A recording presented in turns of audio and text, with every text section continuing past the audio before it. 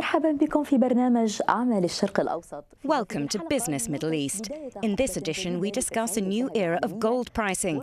And in Business Snapshot, Kuwait is the first Gulf country to express concern over the decline in oil prices. Better late than never, the gold market has entered the digital era, joining other precious metals in the 21st century. Criticism of an archaic global pricing system intensified, with some claiming it lacked credibility. Following numerous fines on international banks due to scandals over price manipulation, gold traders may now have more peace of mind with a new electronic system to manage price setting. More details now in this story.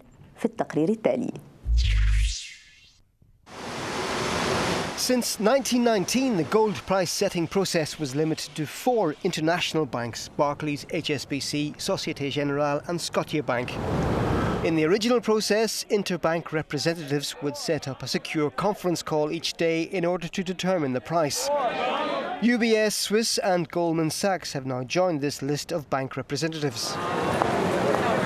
The new digital system follows the same process. Each round is 45 seconds long. Bids and offers are displayed and updated in real time.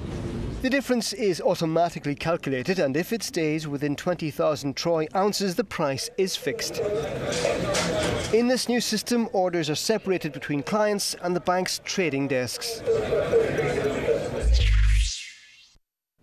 To discuss this issue, we're joined now by Nour Eldeen Al Hammoury, Chief Market Strategist at ADS Securities in Abu Dhabi. Is the new electronic system able to make the daily price benchmark less vulnerable to manipulation? We hope. Major global banks have faced many scandals related to commodities and not only gold. The banks who were predicting the price of gold to reach above $2,000 per ounce are the same banks who are predicting now that the price will fall below $1,000. Despite that, the major banks remain the biggest gold buyers, according to the latest report from the World Gold Council. In the meantime, the new pricing might give the market some confidence, especially if it's transparent, and this is what we will be watching out for over the coming period.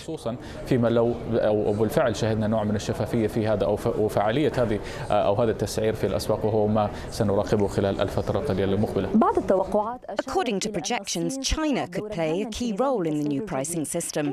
How so? From the start of the financial crisis until today, China has been buying a huge amount of gold, making it one of the biggest consumers and buyers of gold in the past few months. Indeed, if China joins the new pricing plan, there'll be less manipulation. The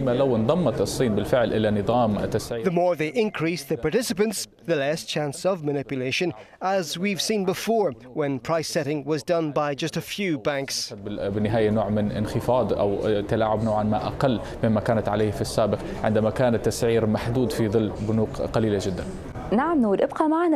Stay with us, Nour. I'd like to hear your comments on our business snapshot.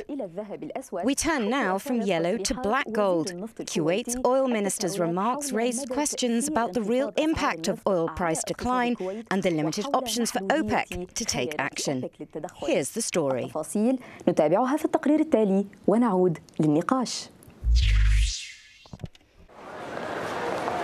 Kuwaiti Oil Minister Ali Al Omer struck a negative tone last week when he stressed in his statement that the decline in oil prices will affect his country's budget, but he also justified OPEC's non-interference in production output.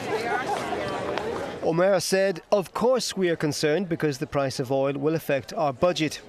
Within OPEC, we don't have any other choice than keeping the ceiling of production as it is because we don't want to lose our share in the market," he told reporters in Kuwait City.